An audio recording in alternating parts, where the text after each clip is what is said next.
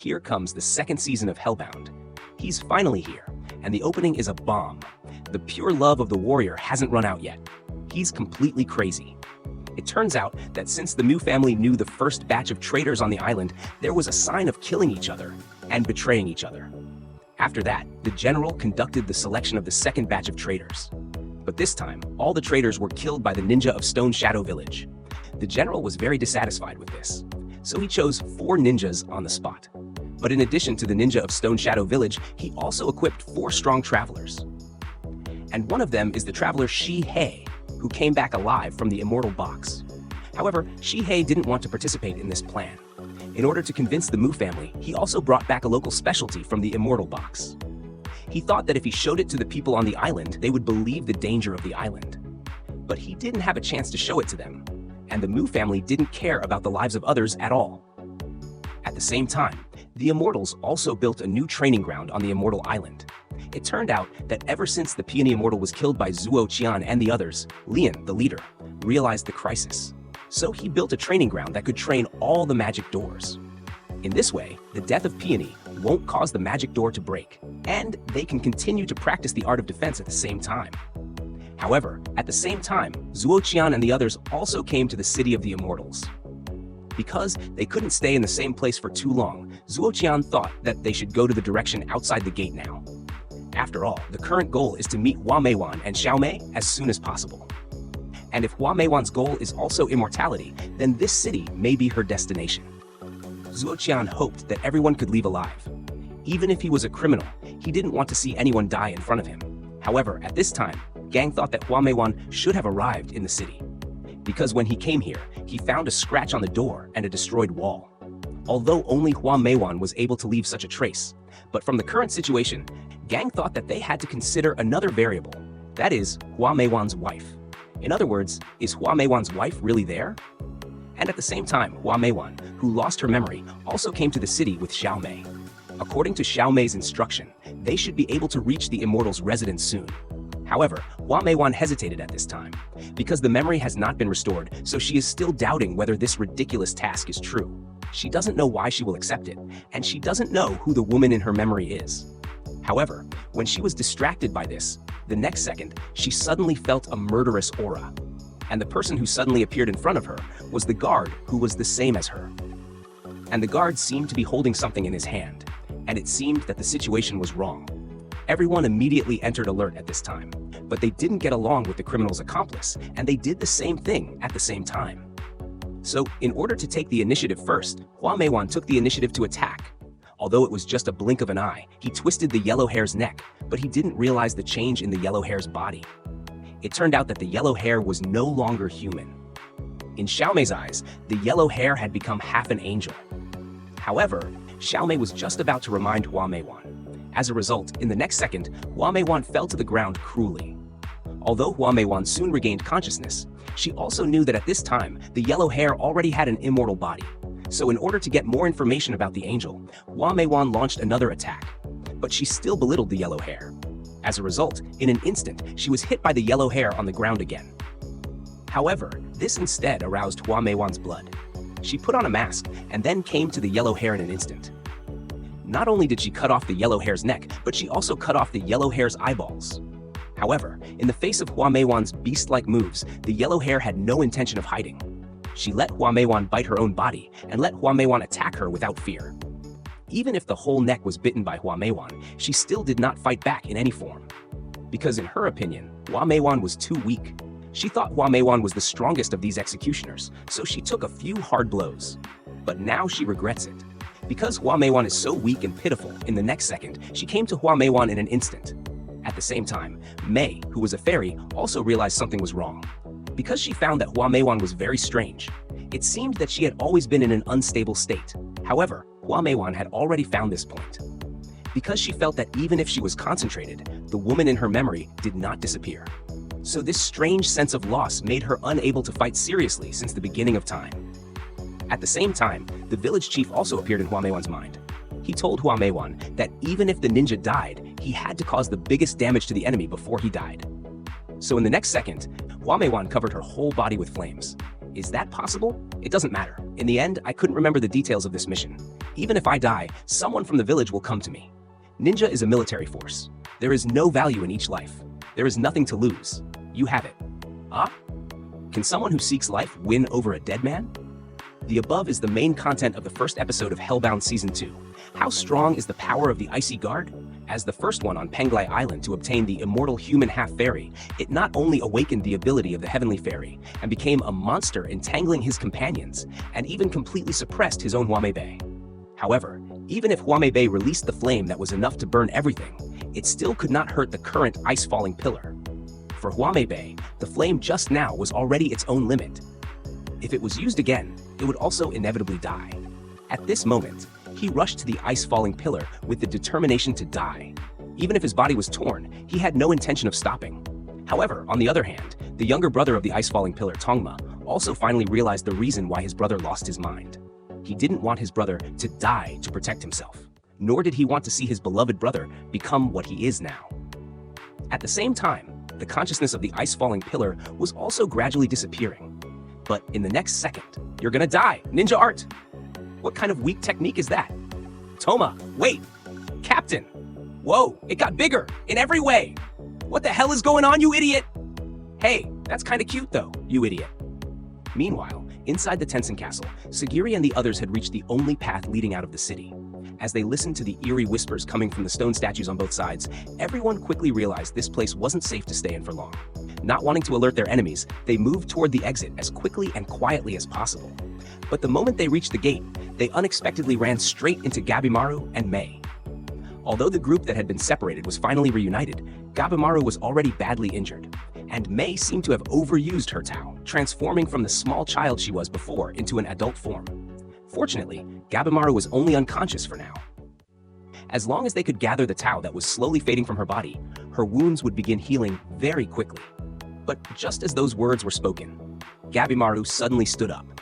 Having lost her memory, Gabimaru now saw Sagiri and the others as complete strangers she couldn't trust. Not wanting them to notice anything strange, Gabimaru firmly rejected Sagiri. However, even with Gabimaru's memories in chaos, Sagiri refused to give up on her. Because she knew the abnormal Tao was what caused this condition. So in order to bring Gabimaru back to her senses, Sagiri took advantage of the moment when Gabimaru was at her weakest, and pinned her firmly to the ground. Heh, you've got no strength left at all. Huh? It feels like some kind of stone? Just a little more power. Ah, what are they doing? Is this some kind of magic? No way. Maybe not, but I'm getting sleepy. Don't move. The Tao is circulating. It's recovering. With Sagiri's help, the chaotic Tao inside Gabimaru gradually returned to a calm state. And at the same time, it allowed Gabimaru to remember the image of her wife once again. Even though they were only small fragments of memories, for Gabimaru that was already enough. Because he knows his wife is a real person. Not the village chief used to manipulate his magic. He has a gentle voice, a beautiful smile, and those eyes that make people so fascinated. Even his hair will give off a very fragrant smell, and the above is hell, the main content of the second episode. How perverted can the power of the icebreaker be? In order to become stronger, he actually agreed to train with the fairy, and still the strongest of the 7 fairies. If you can master it, you won't be able to get on top. It was just now, as the fairy's face suddenly found the icebreaker, and as soon as he came up, he took one of the icebreaker's hands. Facing the real fairy, the icebreaker instantly felt the fear of death, because he knows the strength of this guy is not simple, and if you choose to face him, even his own immortal body, there is no chance of winning. There is no way to win at this rate. Yeah, even if I do that again, there is no guarantee that I can control. No, I don't need a guarantee. I'll do it or not. The feeling of the eyes on my body, I can't let him steal my consciousness. Concentrate. The speed and power are completely beyond human. There is still time. I have to finish this. You guys' weak point is the weapon. So with the body of the lotus, at this time the icebreaker has reached its limit. However, I don't wait for him to relax. As a result, in the next second, many identical lotus came to him. It turned out that from the beginning, the lotus had no intention of killing the icebreaker. Beautiful. So in the next second, the lotus slapped the icebreaker's single field. And as the icebreaker was hit back to its original form, he soon lost consciousness. When he opened his eyes again, he was already tied to the bed of the lotus. At the same time, on the other side, the lotus also turned its body into a woman. And the reason why the lotus tied the icebreaker here, in fact, it was to harmonize with it. He told the icebreaker, each island has different properties, and And among the 5 properties of gold, wood, water, fire, earth, only his gold and his earth are the most compatible. So as long as they practice once, they can make each other's islands reach the balance of yin and yang, and thus produce the effect of 1 + 1 is greater than 2. Hearing this, the icebreaker became interested in time. But before the practice, he must know what the celestial deity is like. It turned out that more than 1,000 years ago, there is a man named Shufu who climbed this island. When studying the method of immortality, he not only learned how to control the chi, but also repeated mistakes. He did countless experiments on the animals on the island to create the current celestial deity, because the celestial deity integrates the chi of man and plant, so they are all the same. And not only that, the monsters on the island are also made in this way. The existence of the trees is to observe the undead. The existence of the gods is to teach them the concept of death, and the invincible celestial deity. It is the life created by Shufu himself. Hearing this, the icebreaker also made a choice. He knows that he can't beat the celestial deity now, so in order to become stronger, he firmly agreed to practice the method of immortality with the lotus. And on the other side, after recovering his memory, he also began to prepare for the next battle. In order to regain his fighting instinct, he not only let everyone attack him at the same time, and he also closed his eyes on purpose. Use your own Tao to feel the enemy's breath. However, the other side of Xiaomei, there was a sudden symptom of degeneration, and Xiaomei told everyone, his body is not complete. As long as you overuse Tao, this will happen. It turned out that a long time ago, Lian Kui destroyed Xiaomei's Dan Tian. They were all celestial deities created by Shufu. But Lian Kui, for the so-called elixir, not only killed many innocent humans, he even destroyed Xiaomei's Dan Tian with his own hands. However, when everyone was helpless, the trees on the ground spoke. He wanted Xiaomei to absorb himself, because only his breath can restore Xiaomei's body to normal. And this is a kind of atonement for him. It turned out that the trees were actually a human being at first. It's just that after becoming a tree, he picked up Xiaomei. Because Xiaomei looks too much like his own daughter, so he forced Xiaomei to stay by his side. And this stay is hundreds of years.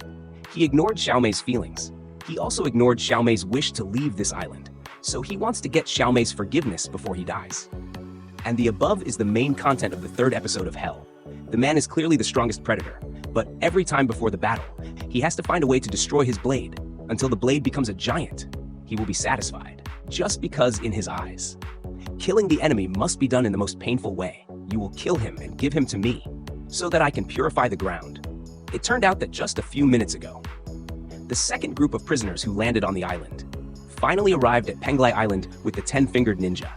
It's just that the ship hasn't docked yet. The prisoner had a conflict with the ninja. In order to test the loyalty of the 10-fingered ninja, the youngest prisoner, Xingwan, not only directly cut off one of the ninja's masks, and he even used a fence as an excuse. He chose a ninja and forced him to kill himself on the spot. I see. I'll leave the rest to you. Hey, where is this narrow road? Ninjas don't have a heart or mind. It's just a tool. Please be careful. So as the picture changed, everyone went to Penglai Island one after another. It's just that as soon as they got ashore, they met the god of war guarding the forest. Maybe for ordinary people, this group of guys is a terrible existence. But in the eyes of the so-called 10-fingered ninja, they are mostly just sandbags that lose their bodies, just because he also has the ability to sense. So for the 10-fingered ninja, if you have no intelligence for this group of monsters, it's an insult to your identity as a prisoner. So with a punch, the 10-fingered ninja broke the god of war's body like this, but it was when everyone thought the battle was finally over. As a result, they just turned around, suddenly found a familiar corpse on the shore, and the corpse is no one else. It's the top prisoner of the Shantian family, Wei Shan. It turned out that when the 10-fingered ninja was very young, he was killed by his parents, so he was accepted by Wei Shan. So from that time on, he regarded Wei Shan as his idol. In response to Wei Shan's expectations, he will carefully maintain his sword every day. I see. I haven't given up yet. However, when the 10-fingered ninja sent the scriptures for Wei Shan, unexpectedly, he was suddenly attacked by the god of war. And this time, there was another Taoist who could speak. As the Taoist blew the flute in his hand, countless gods of war also emerged at this time. The center of gravity is broken. So with the help of the ninja, people quickly eliminated most of the gods of war. And at the same time, the 10-fingered ninja also finally completed the ritual of sending scriptures. Facing the sudden rush of the gods of war, he just raised his hand a little and cut the gods of war into countless pieces. And the above is the main content of the 4th episode of Hell's Entertainment. Here is a deep analysis of the content of this episode. In fact, this episode is the most touching to me. Instead, it's not about the beautiful magic. It's not about the training scenes of the 10-fingered ninja and the gods of war. What really makes me feel that this work has a soul, it's the mother theme that has always been in the history. The game of memory and self-recognition. Look at Hua Meiwan, this man who is called the strongest man. His strength has never been due to the desire for power. It's because it doesn't matter. He believes he's just a village knife. The wife in his memory is an illusion. Life has no value, so he can burn himself without hesitation. Fight in the same way. This state of no self makes him extremely dangerous, but also extremely fragile. And the funny thing is, the director used a lot of details in this episode to compare the relationship between Taoism and memory. The reason why Hua Meiwan's Taoism is not stable, it's because the memory is pulling him. That blurry woman's figure, the eyes that make him addicted, the smell of hair, these trivial feelings that cannot be explained by logic, became the biggest crack on his way. For the ninja, should live as a tool. Personal will and emotions are all thunder, but it was these thunder that defined why we are human, not a tool. The scene on the left. The skin contact is called the nose of the god in the eyes of others. It's even a bit like a tree in the house. It's a bit funny, but in essence, it's a kind of physical contact, memory awakening, and Taoism. It's not through logic, but through the most primitive touch and temperature. Pull Hua Meiwan back from the edge of nothingness. At that moment, what Hua Meiwan thought of was not a task, not a battle skill, but a gentle voice and a smile. He finally proved that he was not an illusion, because true love has a sense of reality. It can be remembered through the body. This actually touches on a very deep question. What is our composition? Is it our behavior or our memory? If memory can be tampered with, are we still ourselves? Look at the tree man, the father who forced Xiaomei to stay with him for hundreds of years. What is his final atonement? Is to sacrifice his own life. Let Xiaomei absorb his anger. He said, "We are really like a family, like father and daughter." This sentence is a lie in biology, but in the company of hundreds of years, in those days and nights, he became a certain sense of reality. Memory will deceive people, but the traces left by companionship will not. So the second season of Hellfest, it seems to be upgrading, fight for immortality, but the inner box is actually a question about existence. The fairies pursue eternal life, maintain the rotation of Zhoutian through Dan and Fang Zhongshu, but they lost the sense of reality as a person. And Hua Meiwan, these mortals, although life is short, but because of those vague, uncertain, it even brings painful memories. And it looks very fiery. Isn't everyone like this?